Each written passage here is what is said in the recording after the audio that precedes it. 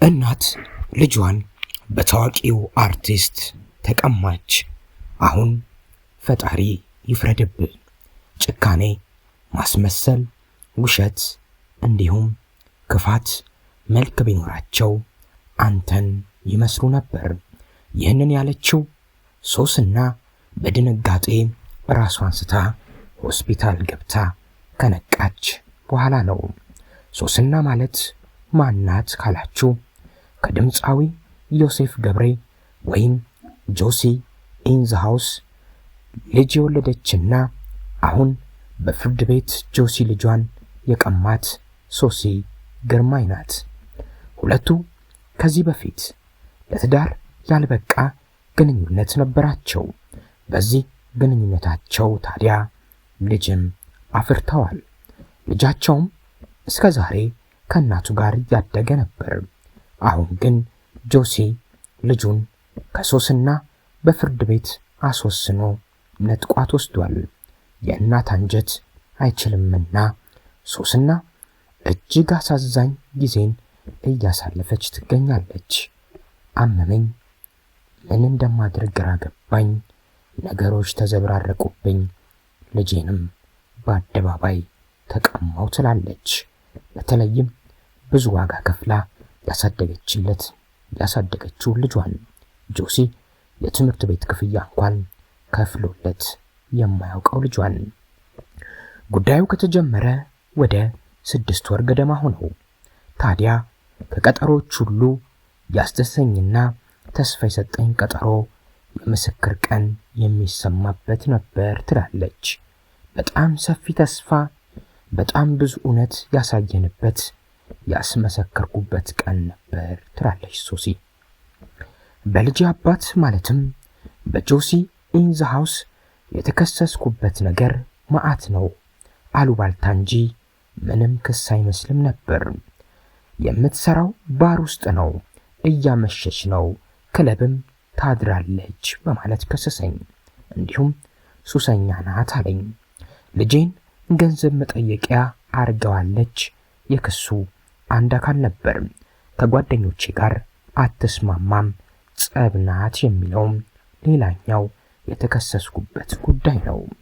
ነገር ግን በምስክሮቼ ስራዬ የባልትና ውጤቶች እንደሆነ ከነማስረጃው ተመሰከረ። ምንም አይነት ሱስ ውስጥ እንደሌለው ጎረቤቶቼም ቤተሰቦቼም መሰከሩ። እንደውም በተቃራኒው ለልጆቼ እናት እንደሆንኩኝ በደንብ ተመሰከረ። ምንም አይነት ገንዘብ የጠየቅኩት ሰው እንደሌለ፣ ካለም በደረሰኝ አቅርብ ተባለ። ምንም የለም። ስርዓት ከሌላቸው ጓደኞቹ የመስማማት ግዴታም የለብኝም። ያላቸው አጸያፊ ባህሪ ለፍርድ ቤቱ በደንብ አስረድቻለሁ።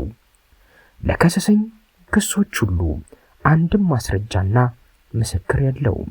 ራሱ ባመጣው በቆፈረው ጉድጓድ እኔን ነች ብሎ በከሰሰኝ ጉዳይ እንደውም በተቃራኒው እሱ እንደሆነ ከጓደኞቹ ጋር ተሰብስቦ ሱስ ሲጠቀሙ ልጄም እንዳየና ሌላም ምስክር እንዳየ ለልጄ እሱ ጋር መሆን አስጊና አስፈላጊ ያልሆኑ ነገሮች እንዲያይ የለበትም በማለት በደንብ አስመሰከርኩኝ።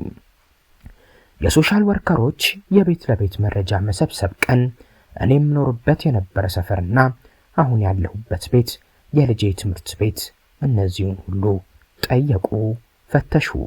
ያገኙት መልስ ጎረቤቶቼ ስለ ልጆቼ እንዴት እንዳሳደግኳቸው፣ ጠንካራ ጎበዝ፣ አምሽቼ እንኳን እንደማላውቅ በደንብ ገለጹላቸው። እሱን አንድም ቀን አይተውት እንደማያውቁም ተናገሩ። እሱ ዘፋኝ እንጂ የእሱ አባት ጭምር እንደማይመስላቸው፣ ትምህርት ቤትም ክፍያ እንደማይከፍልለትና መጥቶ እንኳን አይቶት እንደማያውቅ፣ የትምህርት ቤቱን ስም እንኳን እንደማያውቅ ይህንንም በደንብ ተገለጸ፣ ታየ። አሁን የምኖርበት ቤትም በብዛት ከልጄ ጋር እንደማሳልፍ፣ ስራ ሲኖረኝ ትዕዛዝ ለማድረስ እንደምወጣ፣ አምሽቼም እንደማላውቅ ተናገሩ። ታዲያ ውሳኔያቸው የሶሻል ወርከሮቹ ማለት ነው ይህንን ሁሉ ካገኙ በኋላ የሱ ገቢ ከሷ ይበልጣል፣ የሱ ቤት ከሷ ይበልጣል። የልጁ የራሱ መኝታ ቤትም አለው። ሰፈራቸው ደግሞ ቦሌ ነው። ከአክስቱ ልጆች ጋርም ይጫወታል። መጫወቻ ብዙ አላቸው። ስለዚህ እሱ ጋር እንዲያድግ ብለው ወሰኑ። የጉብኝት ቀንም በ2 ሳምንት አንዴ እሁድ 4 ሰዓት ወስጄ 11 ሰዓት እንድመልስ ተነገረኝ። ተገርሜያለሁ። ሁሉም ነገር እሱ እንደሚፈልገው ነው የሆነለት በማለት እናት ማለትም የጆሲ የቀድሞ ፍቅረኛ ሶሲ በለቅሶ ሁኔታዋን ገልጻለች። ከቁስ ከቤት ከመኪና እናትነት እንደሚያንስ ሲነገር እንደ ማዘን ሰባሪ አሳማሚ ነገር የለም። ያመመኝ ይሄ ነው። እውነት በውሸት በማስመሰል ተከሽኖ እንደማየት የሚያም ነገር የለም ትላለች ልጇን በተወዳጁ አርቲስት ድምፃዊ ዮሴፍ ገብሬ ወይም ጆሲ ኢን ዘ ሃውስ የተነጠቀችው ሶስና። ሰብለ አሰፋ ማለትም ጠበቃ ሰብለ አሰፋን በዚህ ሁሉ ነገር ጀግናዋ ጠበቃዬን አለማመስገን አልችልም። በደንብ የቻለችውን ሁሉ በማድረግ አግዛኛለች። በቂ ማስረጃም ከነ ምስክሮቻችን አቅርበናል። ውጤቱ ያሳዝናል። ግን ከመቼውም ጊዜ በላይ ለኔ በህይወቴ ከማረሳቸው ሰዎች አንዷ ነሽ። ፈጣሪ ውለታሽን ይክፈል። ቢሳካና ደስታሽን ባይደስ ባለኝ ግን አልሆነም። አመሰግናለሁ እስካሁን ከጎኔ ስለቆየሽ እህት ዓለም በማለት አመስግናታለች። ፍርድ ቤቱም ከሱ ጋር ሆኖ እንዲያድግ ወስኗል። የኔ መልካም ወዳጆች፣ ጓደኞቼ፣ ከኔ ጋር ያለቀሳችሁ ጭንቅ ያስጨነቃችሁ እልፍ ወንድም እህት ሆናችሁኛልና አመሰግናለሁ። የቻልኩትን ሁሉ ሞከርኩኝ። ውጤቱ ግን ይሄ ሆኗል። አዝኛለሁ።